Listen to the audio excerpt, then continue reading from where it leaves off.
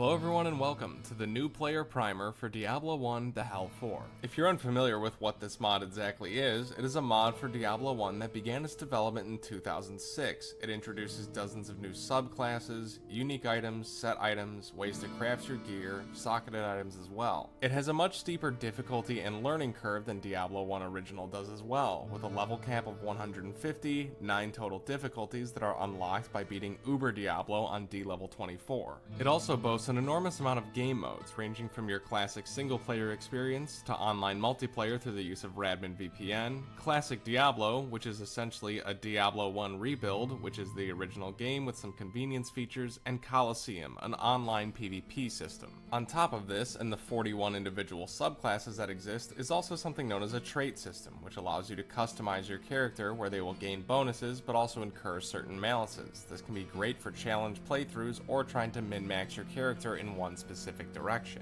The final cherry on top is that there are also 8 different game modes, ranging from easy all the way up to something called Nightmare Mode, an extremely brutal run with things like Iron Man, speedrun, hardcore, and survival in between.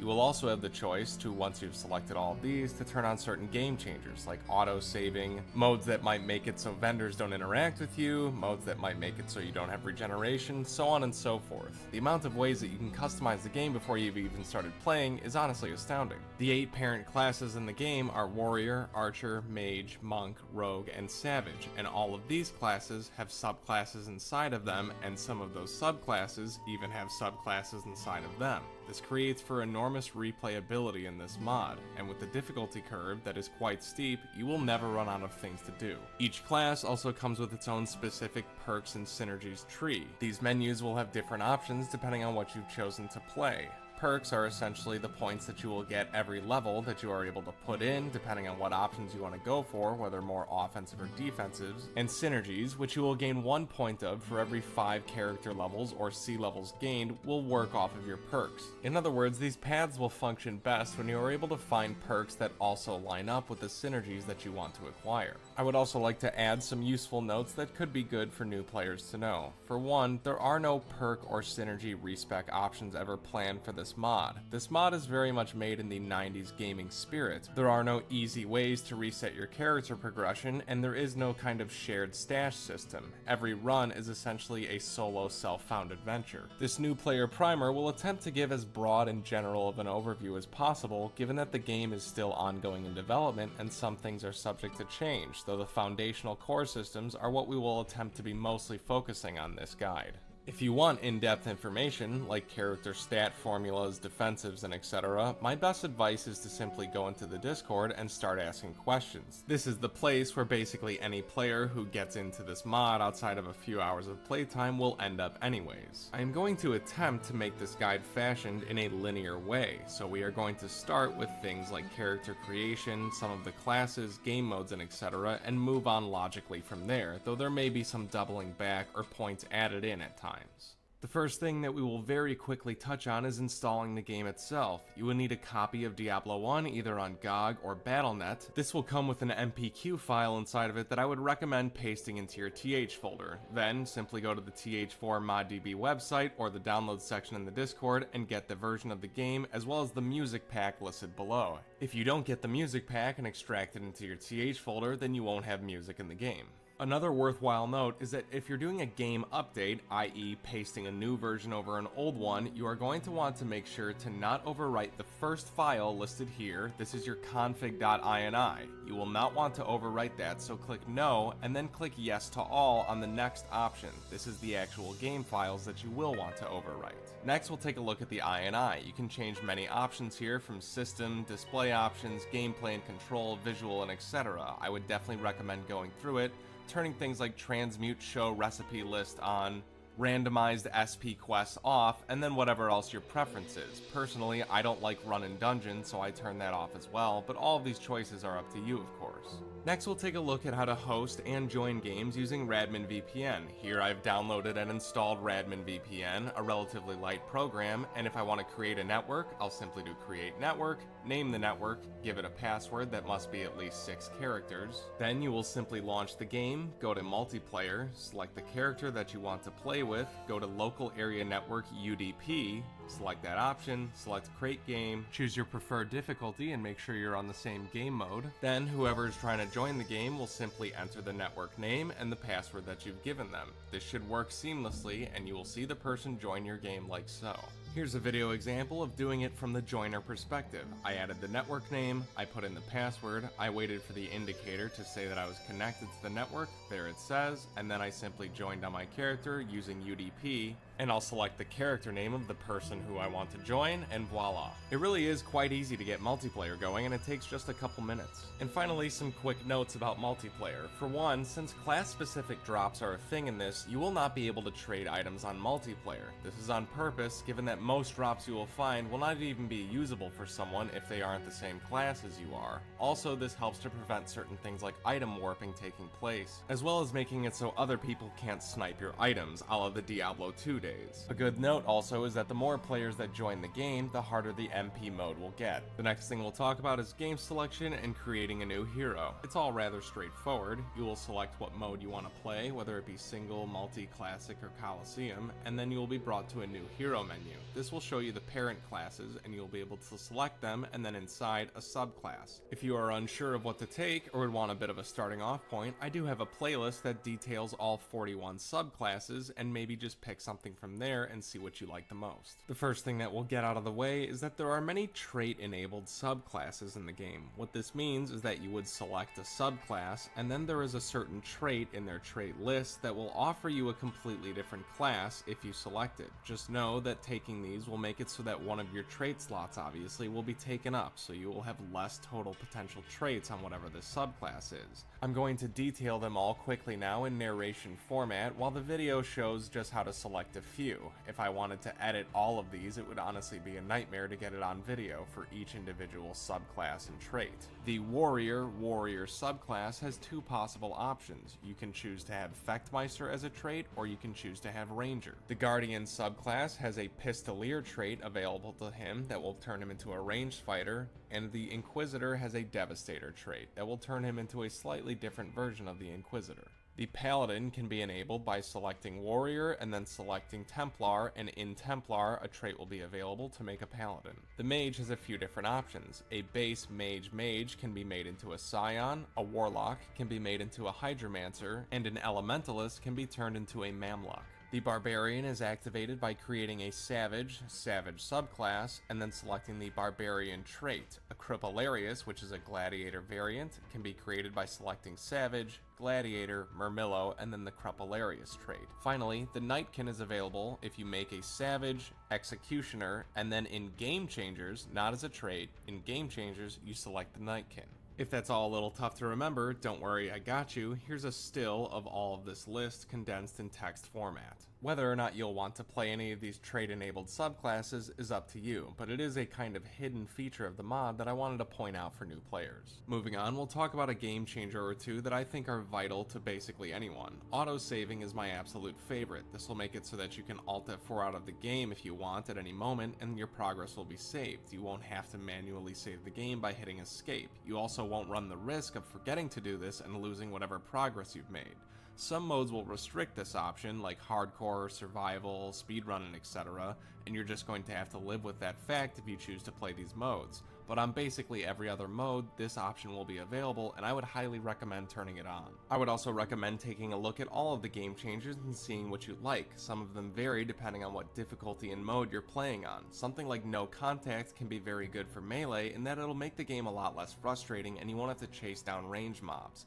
Though some people might want to keep auto-saving off also, by the way, to save scum and try and get certain outcomes in their game.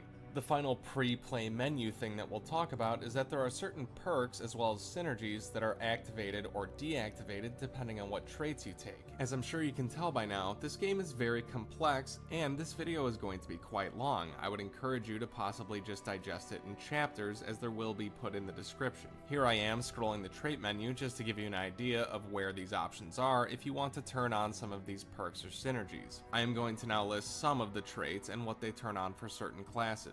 Bend the Rules will turn on Further Throw for Bombardier, and it will also give you a perk called Raise the Bar that allows you to raise your max stat limits. The Fechtmeister trait, when paired with Bend the Rules, will enable the Duelist for Warrior. Bend the Rules will enable Acuity as well for the warrior. Kamikaze plus Rattlehide will enable Emerge Unscathed. Kamikaze plus Zealot will enable Vandalism for particular classes. And Kamikaze plus Heavy-Handed will again enable Deadly Purpose for particular classes. Bruiser plus Heavy-Handed will unlock Gladiatorial Discipline for gladiators. Rudiarius for gladiators will also unlock Bravado, though you should know that this damage does not apply to bosses. Thick-Skinned will unlock Critical Defense. Whether or not these will apply to your specific class will have to be up for you to find, as listing all of the combinations here would honestly be asinine task and take forever. Next, we'll talk about the many game modes. You have many different game modes ranging from easy, normal, hard, to survival modes like survival, hardcore, Iron Man, speedrun, and etc. Here's a quick breakdown of the modes. Easy will be a relatively easy difficulty. Monsters will hit less damage and have less life. You can turn on things like effortless, as well as other game changers like double damage, acceleration, which will make you gain much more experience and accelerate the gameplay.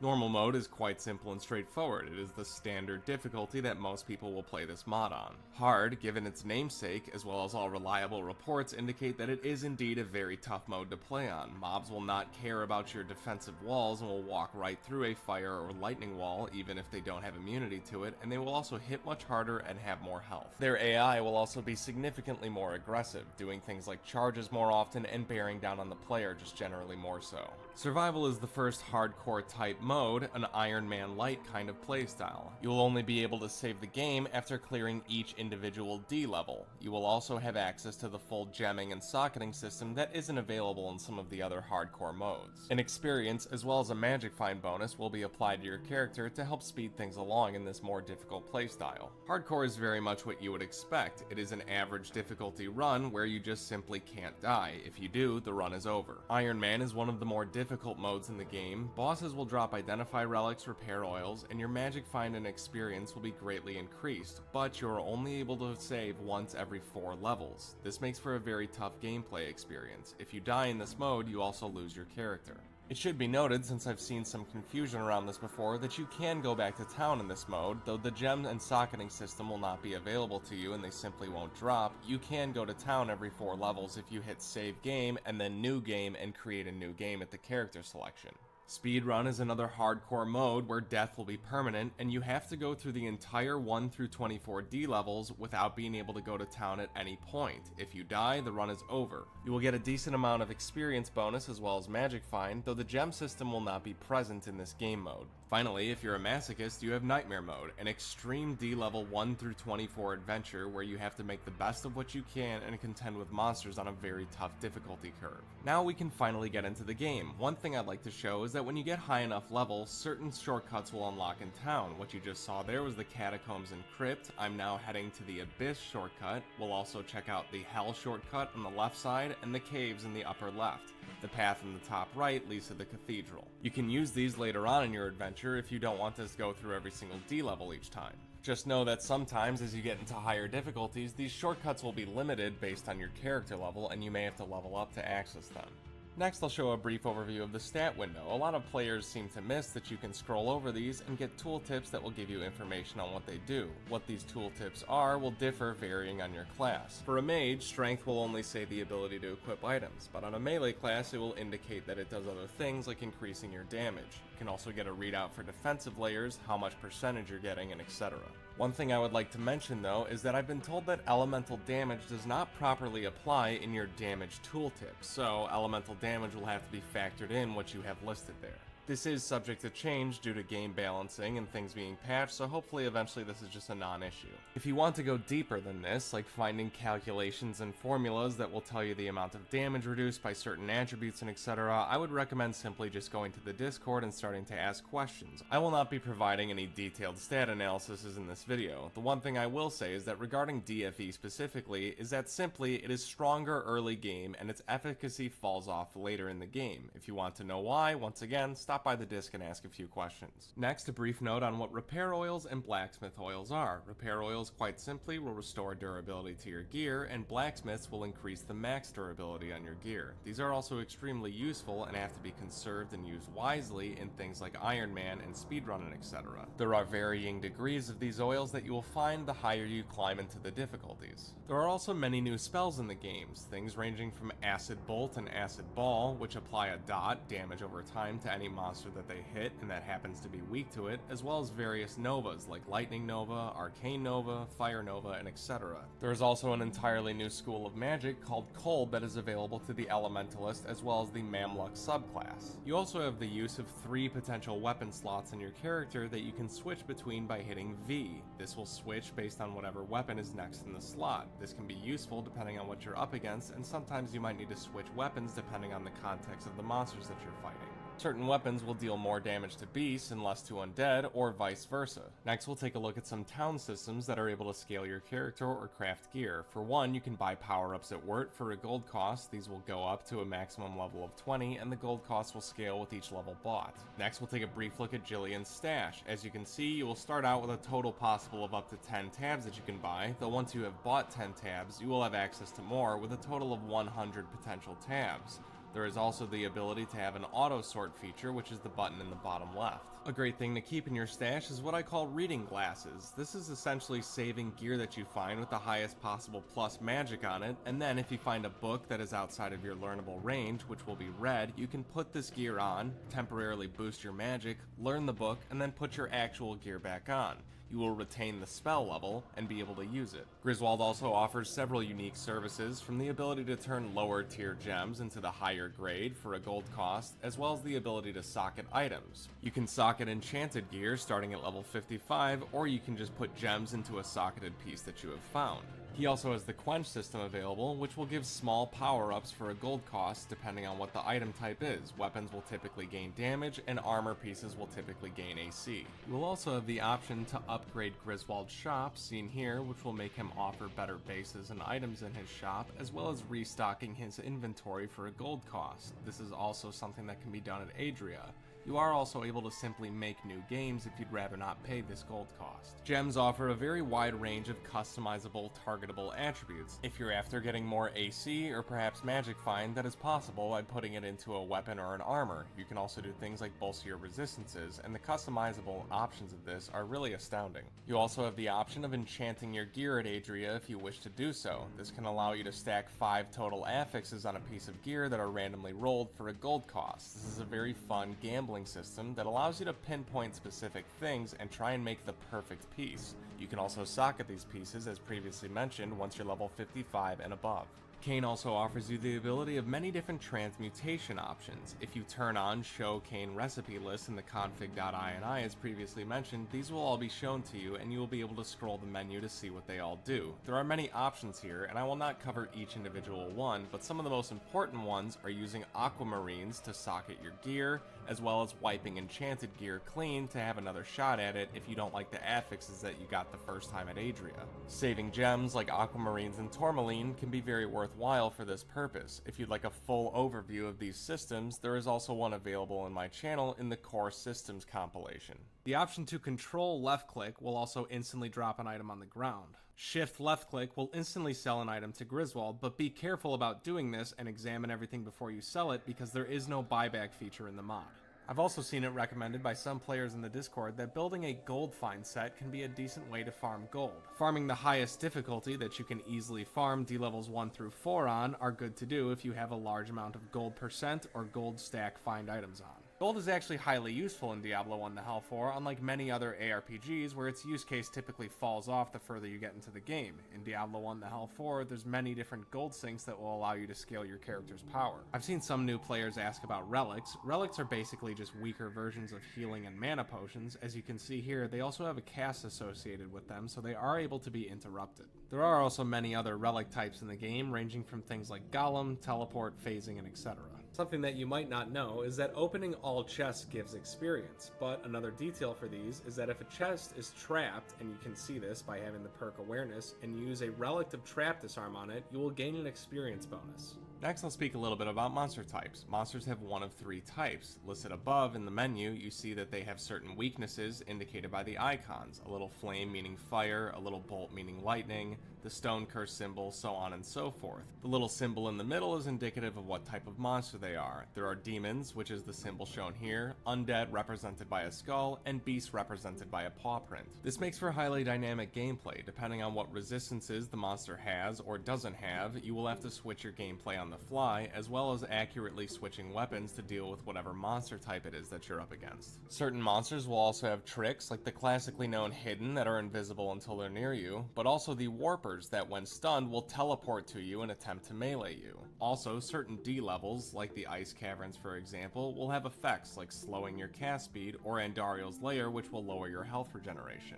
Another good note for players that might be familiar with D1 but not the mod is that shrines are not hostile like they can be in original D1. They will not permanently break your stats in any meaningful way. At worst, shrines will maybe hurt the durability on your items a bit, but that can of course be countered by using blacksmith oils. Shrines are mostly always a net positive in Diablo 1 the Hell 4. They also allow you to do the only respec feature in the game, which is if you get the shrine that says you can only learn by making mistakes, you will be refunded 1 attribute point from each attribute, which you will be able to then allocate as you see fit. This allows you to respec your stats if you're willing to grind the shrines to do so. Next, we'll take a look at what the vice mechanic is, and I'll give a brief explanation as to how it functions. In many modes, you will enter combat and be viced. Essentially, you will not be able to leave the area or level until you have either cleared combat or died and restarted in town, or Alt F4'd out of the game. Certain modes do have caveats to this rule, like for example, Speedrun has no vice mechanic. You can simply go whenever you find the next level, and I believe Easy also does not have a vice mechanic.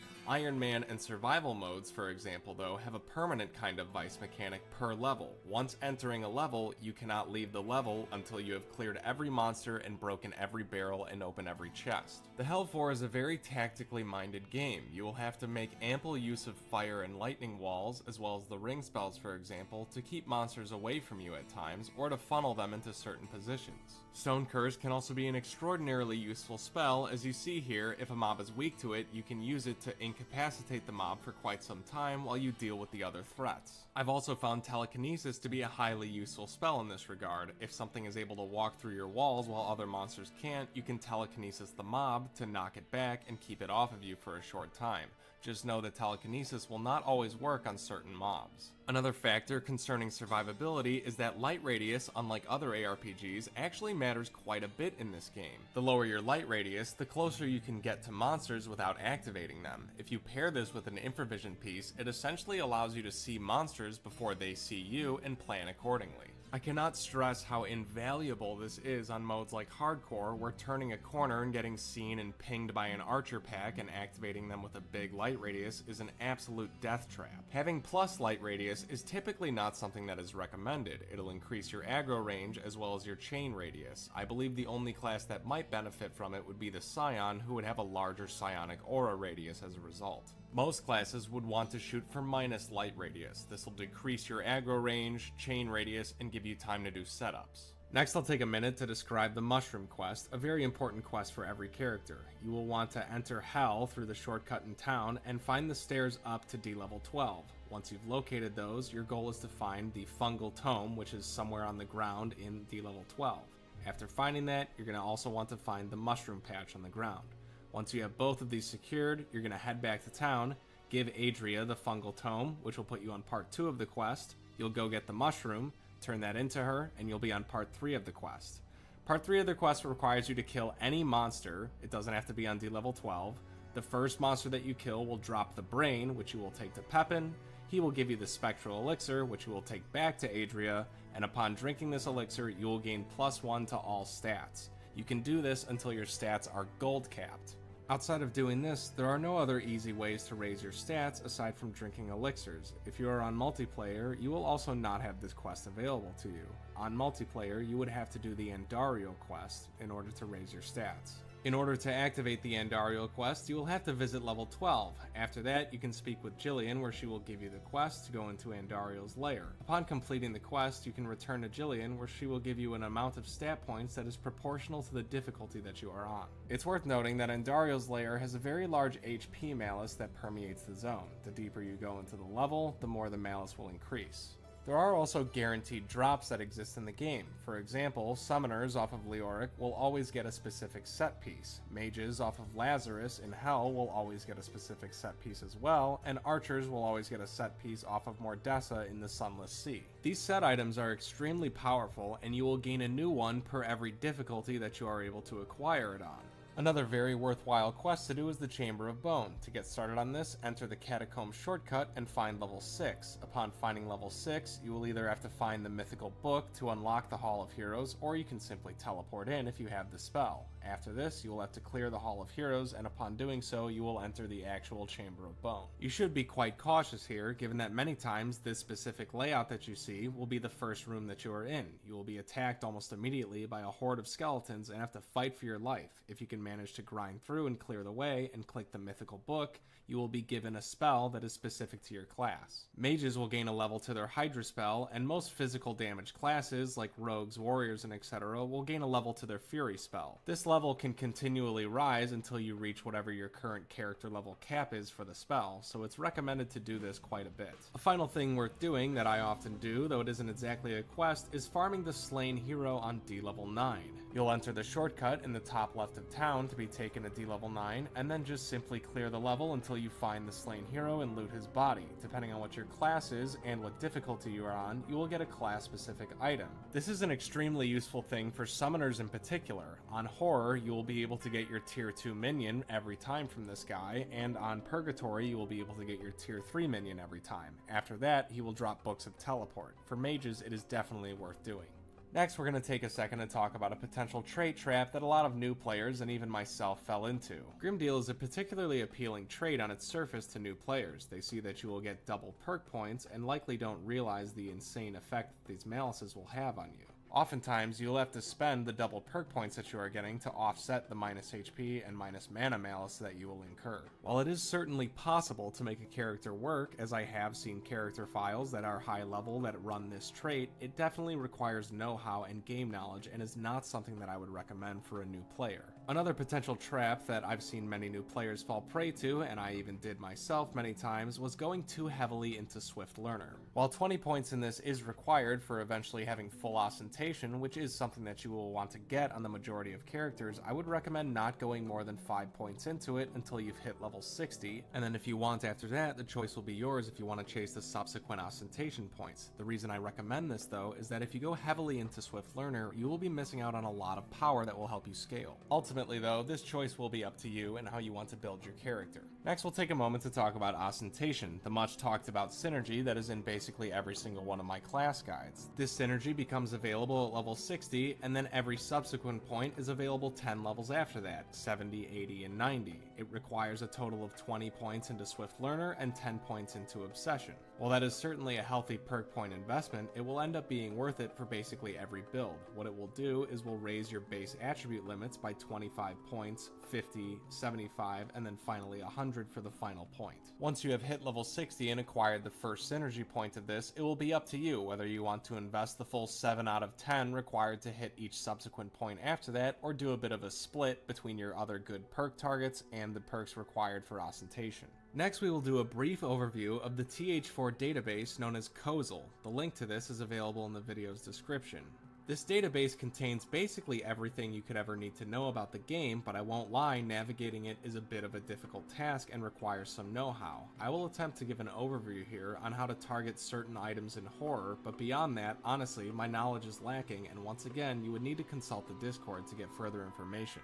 This method that I'm going to show you only works if the base item is very low and is something that can be farmed on horror. Going beyond this and getting higher level bases is honestly out of my depth. Let's say for example that you want to target this level 32 ring. Voidbinder. It has a low base, so you will likely be able to find it in horror. This is not an exact science, but just something that I have learned through experience. So, you're going to want to browse monsters in horror, specifically bosses, and find a level 32 or above easily repeatable target. I will say though, it does seem to help a lot if you can find a target that has the exact level of the item that you're going for. With this in mind, something like the Guardian of Valor, which is an easily repeatable boss on D level 5, would be a great target for this ring. Just know that depending on the base level of whatever item it is that you're after, is that this method is not foolproof.